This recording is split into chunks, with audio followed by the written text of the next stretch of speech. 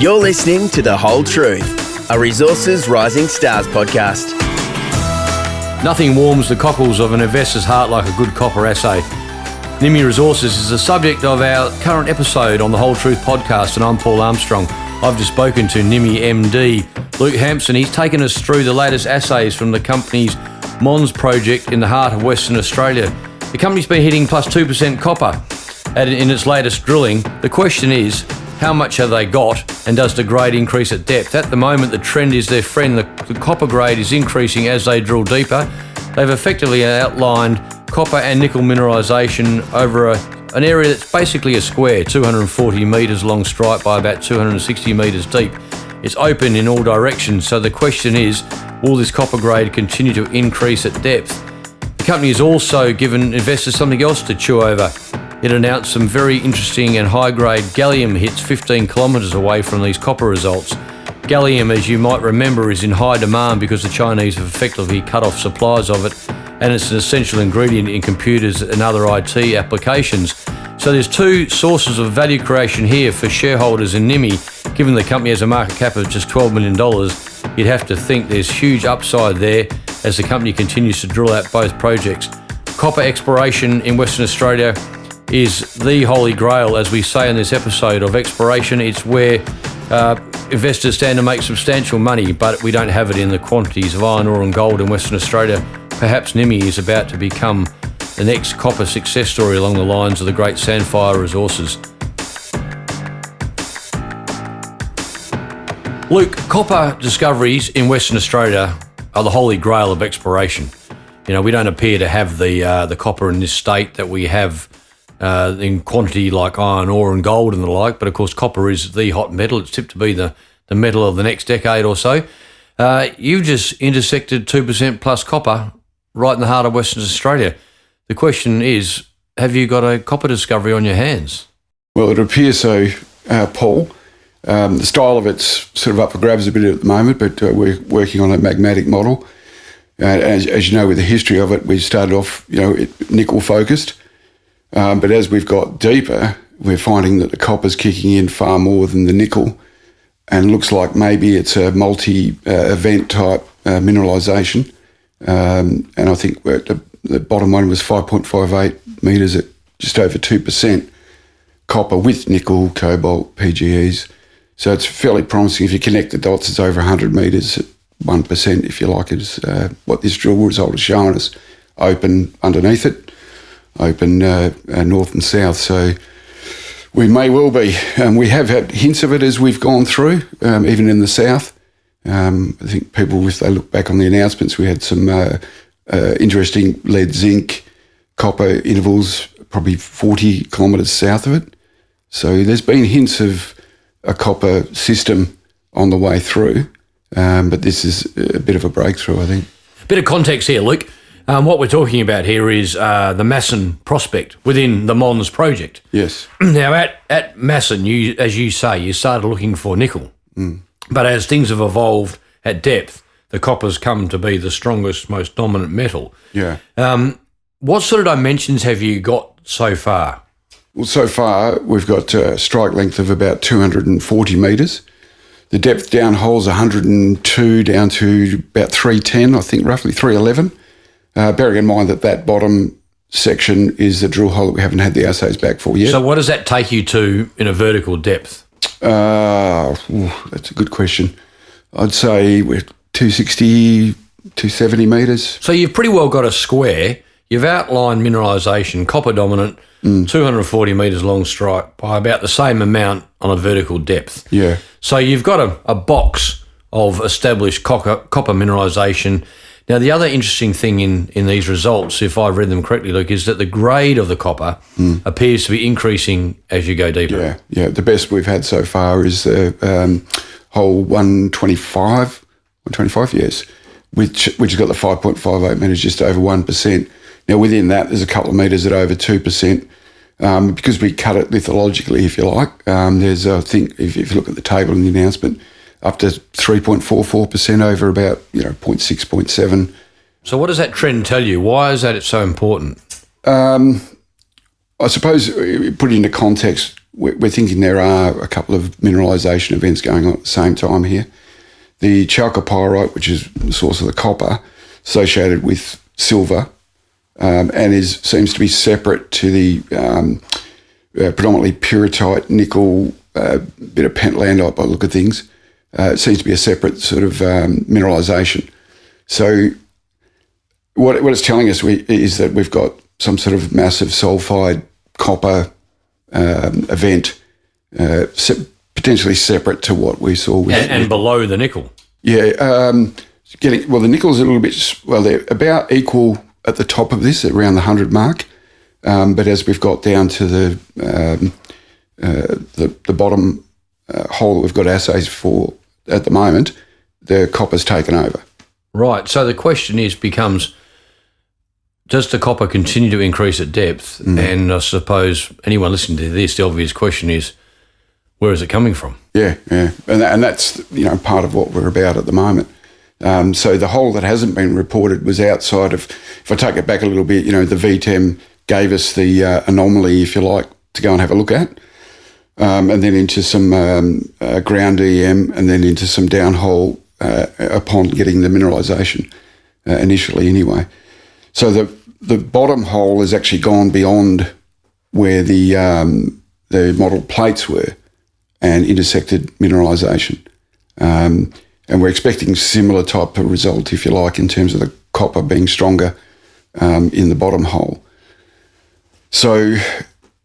So you're already in uncharted territory down there now, aren't you? Yeah, a little bit.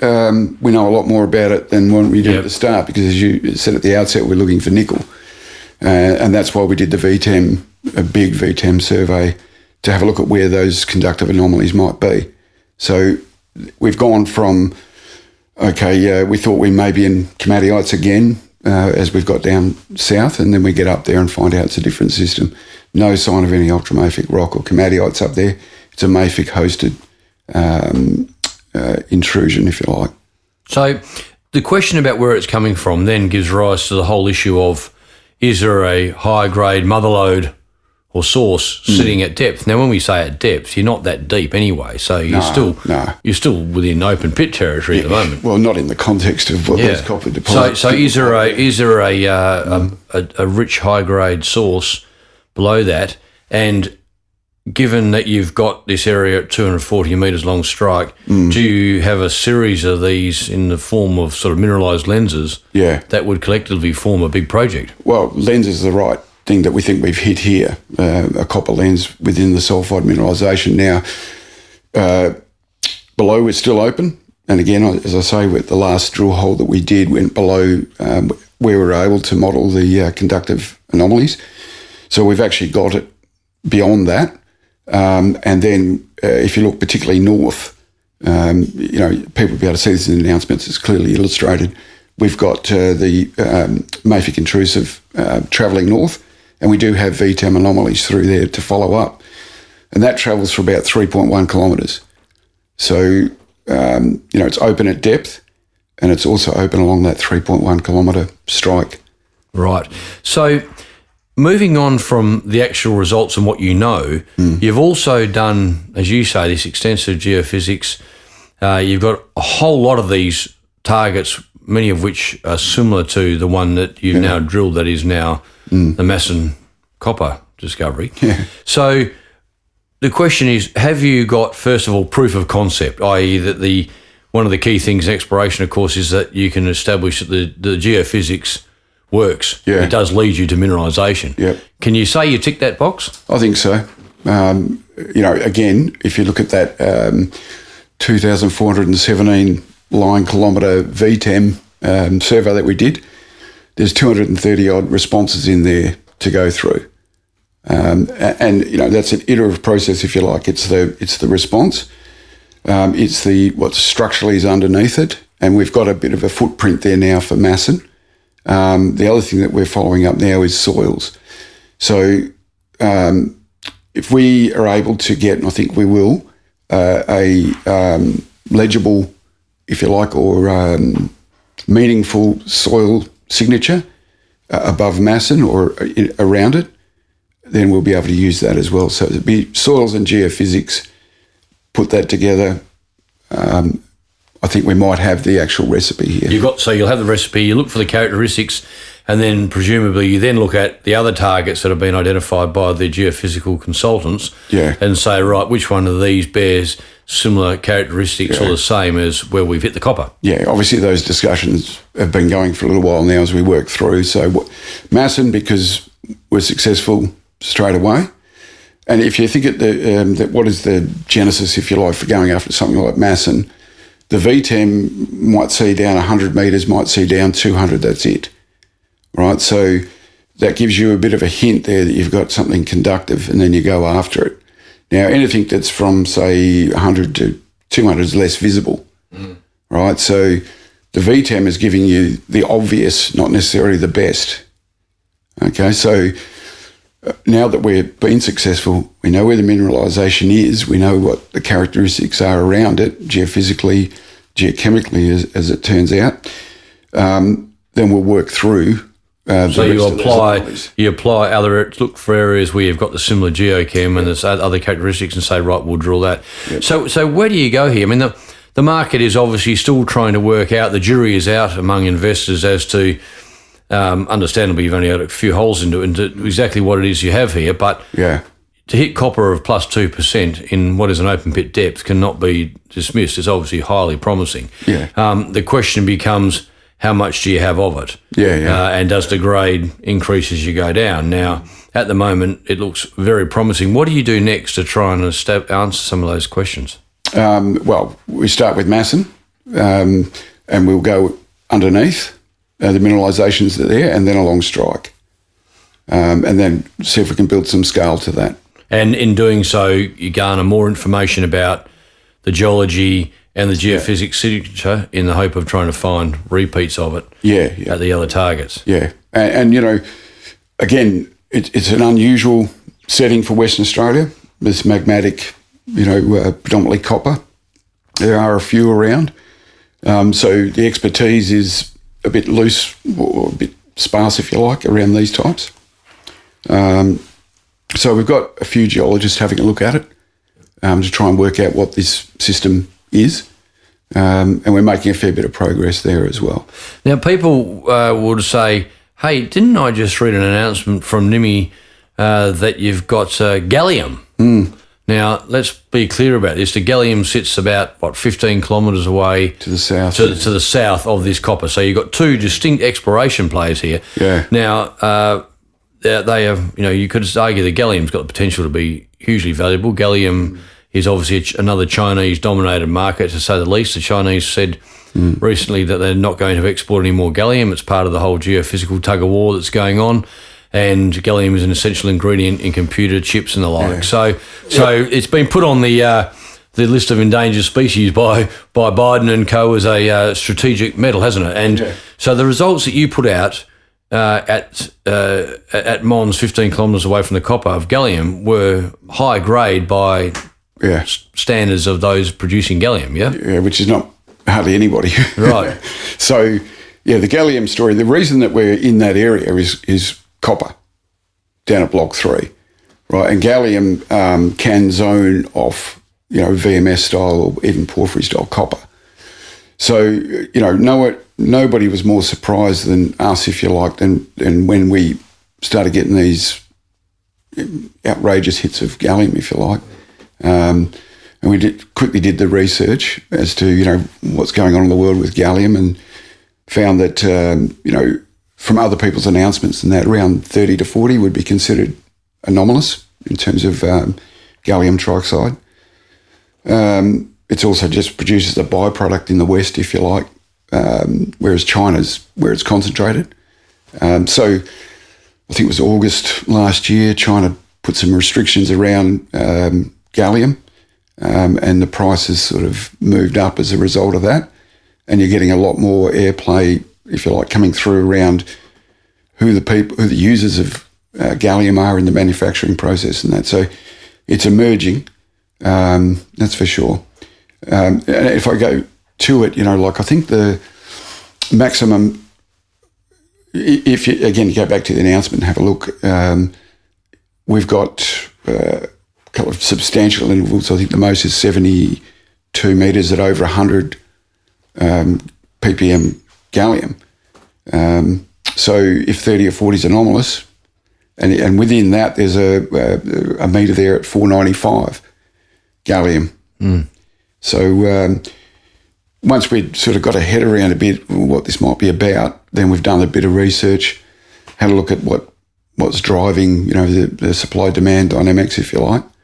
And the other thing, I suppose, about it is because it's from surface, or ours is from surface, if it's commercial in terms of, there might be an opportunity there to actually mine this. I mean, there could be some low-hanging fruit there that you're not suggesting, if I hear you correctly, Luke, you're not suggesting that it's a replacement for the copper. No. But it's a seriously juicy bit of value for shareholders and cash flow that you could unlock pretty easily. Very shallow depth. If the metallurgy stacks up and it's obviously in big demand, the Americans want it. I'm sure they'd love a source of high-grade gallium from their friends in Western Australia. Yeah, well, that seems to be, where a lot of the inquiries coming from. We've had some interesting inquiries so far, so we'll see if they come to anything. But so do you plan to drill there again shortly? Yeah, we'll follow that up. Because all the indications around, again, the supply-demand, what's going on. I saw something the other day. There's a German semiconductor manufacturer that are, really going hard into the gallium market.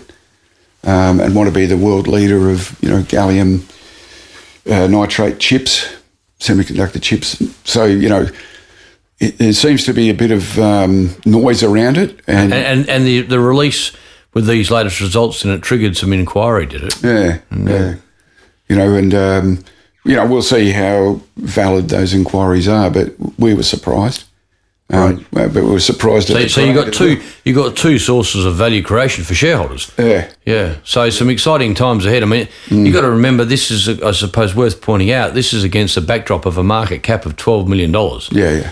You don't need to do much right at $12 million to create value for shareholders. Yeah. That's great. All right, Luke. Well, thanks very much for your time, and we'll revisit this. I think this is obviously a story that's going to attract more and more interest as people around the market start to tune in. Copper results like that, you don't see every day. The question is, how much have you got and what happens at depth? So we look forward to the next lot of assays. Thanks very much, Luke. All right. Thanks, Paul. You've been listening to The Whole Truth, a Resources Rising Stars podcast, produced by Resource Media, hosted by Paul Armstrong for Reed Corporate. Please note that Reed Corporate does not provide investment advice, and investors should seek personalised advice before making any investment decisions.